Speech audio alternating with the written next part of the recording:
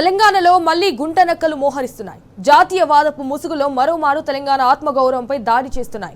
ఆంధ్ర పార్టీలు తేనె పూసిన కత్తుల్లా మళ్లీ కుతంత్రాలు మొదలుపెట్టాయి. తెలంగాణ ఆవిర్భావం నాడే మళ్లీ విషం చిమ్మును చెరువు చేశాయి. జనసేన నవనిర్మాణం పేరుతో పవన్ కళ్యాణ్ పొలిటికల్ డ్రామాలకు తెరలేపిండు.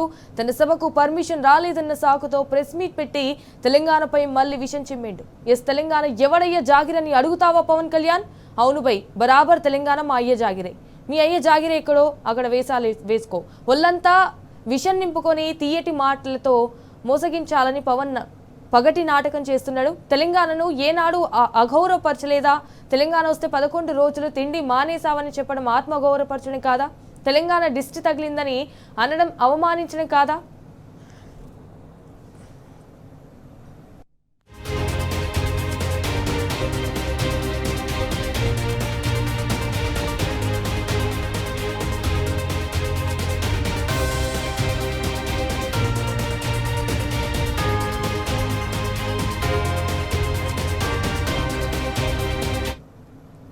తెలంగాణకు వ్యతిరేకం కాదట, విభజన జరిగిన తీరుకు వ్యతిరేకమట. తెలంగాణ విభజన తీరు సరైనదేనా అని ప్రశ్నించాడు పవన్ కళ్యాణ్. ఎంత ధైర్యం నీకు? విభజన జరిగిన తీరు తప్పదంటావా? తెలంగాణ విభజనకు నువ్వు కేంద్రానికి చెప్పిన విధానం ఏంటో చెప్పు చూద్దాం. తెలంగాణ ఏర్పాటు ఏమైనా రాత్రికి రాత్రి జరిగిందా? 14 ఏళ్ల పోరాటం తర్వాత కదా తెలంగాణ ఏర్పడింది. 2009 నుంచి 2014 దాకా జరిగింది. ఏంటి ఇచ్చిన తెలంగాణను వెనక్కి తీసుకొని మరి 5 ఏళ్లు అప్పటి కేంద్ర ప్రభుత్వం రాజకీయ ప్రక్రియ చేపట్టలేదా? ఇటు 10ల్లో కమిటీలు, 100ల్లో ఆల్ పార్టీలు, వేలాది అభిప్రాయ సేకరణలు జరగలేదా? విభజన తథ్యం ఆంధ్రకు ఏం కావాలని ఆప్షన్ ఇవ్వలేదా? పార్లమెంటులోనే కదా తెలంగాణ ఏర్పాటు నిర్ణయం జరిగింది. అందులో పవన్ కళ్యాణ్ అన్న చిరంజీవి చర్చలో పాల్గొనలేదా? ఇటు రాజ్యాంగ ప్రక్రియను కూడా అడ్డుకునేందుకు పేపర్స్ స్ప్రేలు కొట్టలేదా? ఆంధ్ర నేతలు కాదా? పార్లమెంటరీ ప్రాసెస్ను అడ్డుకునే కుతంత్రాలు చేసింది తెలంగాణ వాళ్ళ? ఆంధ్ర నేతల ప్రజాస్వామ్య పద్ధతిలో జరిగిన తెలంగాణ ఏర్పాటును అడ్డుకొని సిగ్గు లేకుండా విభజనను తప్పుపడతారా? ఏంటి తెలంగాణ అంటే నీకు ప్రేమ, ఇష్టమా? సినిమా డైలాగులతో ఎవరిని మోసం చేస్తున్నావు? తెలంగాణ 4.5 కోట్ల ప్రజల ఆత్మగౌరవాన్ని అవహేళన చేస్తూ ప్రేమ దోమ అంటూ డ్రామాలాడతావా? యువరాజ్యం అని గొంతు చించుకున్న మరి ప్రజారాజ్యం తెలంగాణకు వ్యతిరేకంగా మాట మార్చినప్పుడు ఏం చేశావు? తెలంగాణ మాట మార్చడం తప్పని ఈ అన్నను ఎందుకు నిలదీయలేదు? తెలంగాణకు కరెంటు రాకుండా కుట్ర చేసినప్పుడు ఎక్కడికి పోయావు నువ్వు? 11 మండలాలను అన్యాయంగా గుంజుకున్నప్పుడు నీ నోరెందుకు విప్పలేదు? కృష్ణ జలాల్లో తెలంగాణకు ద్రోహం చేస్తుంటే ప్రశ్నించాలన్న దమ్ము పవన్కు లేదా?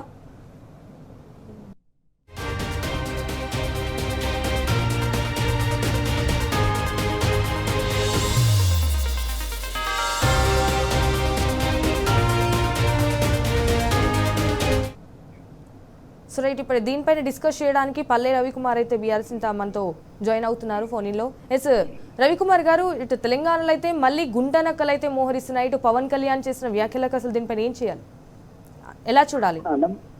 నమస్తే అండి సంజన గారు.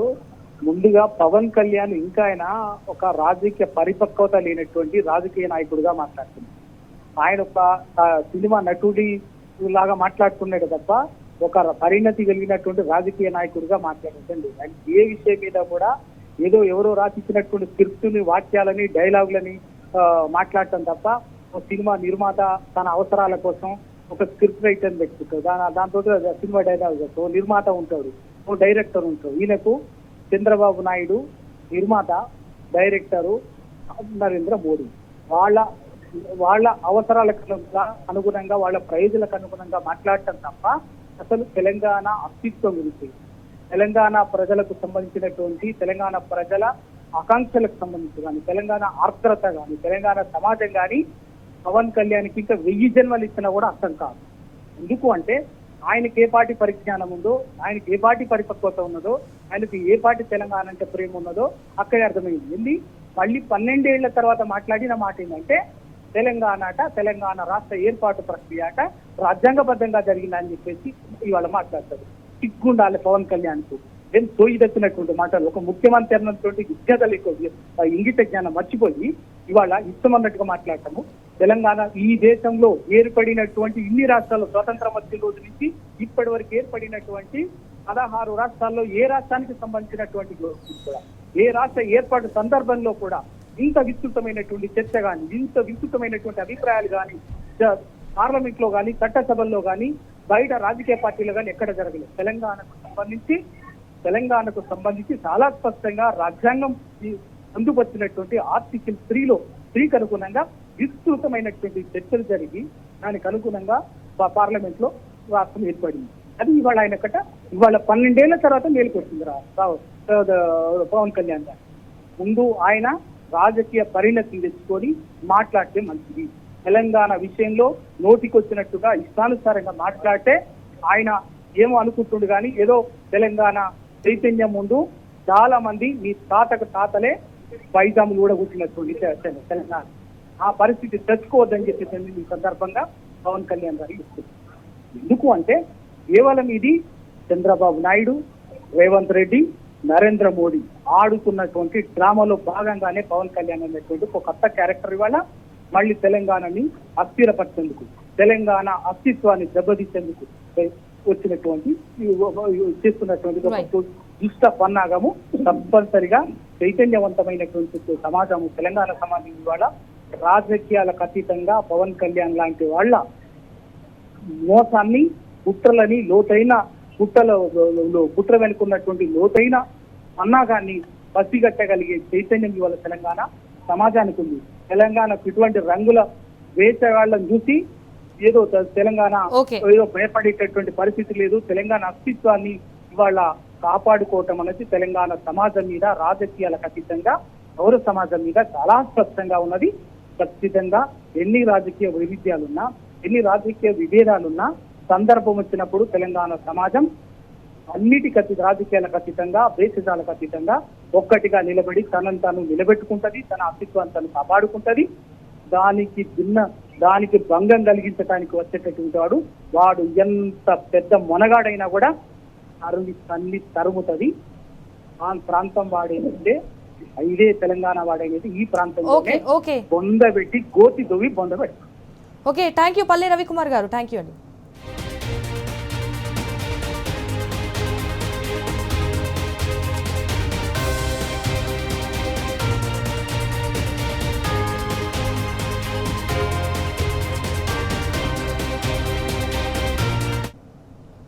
సో ఇదే అంశంపై ఇప్పుడు మనతో డిస్కస్ చేయడానికి ఇటు బీఆర్ఎస్ నేత దేవిప్రసాద్ గారు అయితే ఫోన్ ఇన్ లో ఉన్నారు. ఎస్ దేవిప్రసాద్ గారు, మరి చెప్పండి, పవన్ కళ్యాణ్ వ్యాఖ్యలను అసలు ఎలా చూడాలి? గుడ్ ఈవినింగ్ అండి. ఇవాళ మళ్ళీ తెలంగాణలో గద్దలన్నీ వాలుతున్నాయి. ఇంతకుముందే మా ఆవిర్భావ సభలో మా కేటీఆర్ గారు కూడా చెప్పింది. ఎందుకంటే 9.5 సంవత్సరాల కేటీఆర్ పరిపాలనలో తెలంగాణ పట్ల ఎవ్వడు నోరు తెరిచేటువంటి ధైర్యం చేయలేదు. తెలంగాణను అవమానపరిచేటువంటి మాటలు మాట్లాడినటువంటి సందర్భాలలో లేవు. కానీ 2.5 సంవత్సరాల కాంగ్రెస్ పాలనలో ప్రతి ఒక్కరు కూడా తెలంగాణ మీద విషయం పెట్టేటువంటి ప్రయత్నం జరుగుతూ ఉంది. మొన్న మోదీ గారు హైదరాబాద్కు వచ్చినప్పుడే మేమందరం కూడా ఇది ఒక కుట్రలో భాగంగా చంద్రబాబు నాయుడిని, తర్వాత పవన్ కళ్యాణ్ని మోదీ కలుస్తున్నారని మేము అనుకున్నాం. ఎందుకంటే తెలంగాణ విభజన మీద మోదీ మాట్లాడినటువంటి మాటలు, ఎందుకంటే తల్లి శిశువు జన్మించింది, తల్లి మరణించింది అని చెప్పే మాటలు కానీ, సూర్య పార్లమెంట్ లో చాలా స్పష్టంగా పాకిస్తాన్ ఇండియా విభజనతో తెలంగాణను పోల్చడం కానీ, అట్లాగే తలుపులు పెట్టి చీకట్లో విభజన జరిగిందని చెప్పినటువంటి అనేక మంది ఆంధ్ర కాంగ్రెస్ నాయకుల మాటలు కానీ, ఇవన్నీ కూడా ఇవాళ పవన్ మళ్ళీ ఒకసారి దాన్ని, ఎందుకంటే తెలంగాణ విభజన అనేటువంటిది ఇవాళ రాజ్యాంగబద్ధంగా అనేక వీరోచితమైనటువంటి పోరాటాలు, ప్రాణత్యాగాలు, అసమాన పోరాటాలు, 14 ఏళ్ల కేసీఆర్ గారి ప్రయత్నం, ఒక 6 దశాబ్దాల పాటు కవులు, కళాకారులు, మేధావులు చేసినటువంటి పోరాటాన్ని ఇవాళ అవహేళన చేసి ఆ తెలంగాణ విభజన చీకట్లో జరిగిందని చెప్పేటువంటి మాటలు మాట్లాడడం అనేటువంటిది ఇది దుర్మార్గం. ఇవాళ పవన్ కళ్యాణ్ రూపంలో ఇవాళ బీజేపీ, చంద్రబాబు అందరూ కలిసి ఇవాళ బీఆర్ఎస్ ఎట్లాగో అధికారంలోకి వస్తుంది.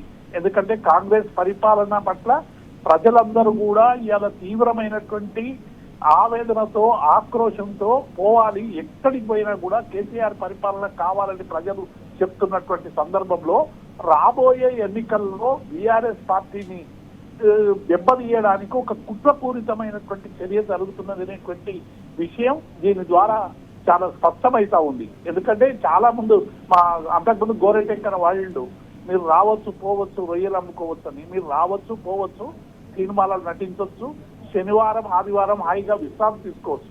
కానీ ఇక్కడ తెలంగాణ ప్రజల మీద ఆధిపత్యం చెలాయిస్తే ఊరుకోమనేటువంటి మాటను అనేక సందర్భాల్లో చెప్తా ఉన్నాం. మళ్ళీ ఇప్పుడు కూడా చెప్తా ఉన్నాం.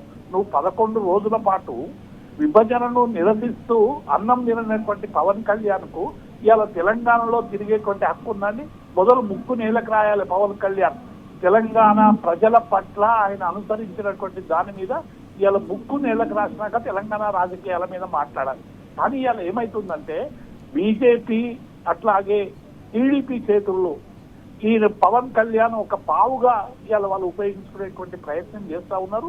ఇవాళ అన్ని రాజకీయ పార్టీల మీద కూడా ఆయన చేసిన వ్యాఖ్యానాలు చూస్తూ ఉంటే అసలు ఎన్నడూ కూడా ఒక స్థిరత్వమైనటువంటి రాజకీయాలు తెలియనటువంటి ఒక మూర్ఖ రాజకీయవేత్తగా మాట్లాడుతూ ఉన్నాడు. ఇలా అనేక మందిని పెట్టి బెదిరించేటువంటి ప్రయత్నం చేస్తా ఉన్నాడు. మేము భయపడము, మేము దాడులు చేస్తామనే పద్ధతిలో ఇలా బెదిరిస్తా ఉన్నారు. ఓ మీరు ఉప ముఖ్యమంత్రి, ఆంధ్రప్రదేశ్ కు ప్రజలు నేను ఉప ముఖ్యమంత్రి చేసిండ్రు, ఆంధ్ర నిర్మాణం చేయాలి, ఇక్కడ నవ నిర్మాణం ఏం చేస్తావు, ఇక్కడ ఏం నిర్మాణం చేద్దామని వస్తున్నావు అంటే బీజేపీని టీడీపీని జనసేన ముగ్గురు కలిసి బీఆర్ఎస్ పార్టీని మీద దాడి చేయడానికి చేస్తున్నటువంటి ప్రయత్నం. దీన్ని తెలంగాణ ప్రజలు తీవ్రంగా వ్యతిరేకిస్తున్నారు. డెఫినెట్ గా మీరు తెలంగాణ ఆంధ్ర మధ్య ఉన్నటువంటి విషయాల మీద మీరు స్టాండ్ ఏంటో చెప్పండి పవన్ కళ్యాణ్ గారు. మీరు తెలంగాణ రాజకీయాల గురించి మాట్లాడే ముందు మొదలు వీటికన్నిటికీ జవాబు చెప్పిన తర్వాత తెలంగాణలో పర్యటించాలని మేము డిమాండ్ చేస్తాం. ఓకే, థ్యాంక్ యూ అండి దేవిప్రసాద్ గారు.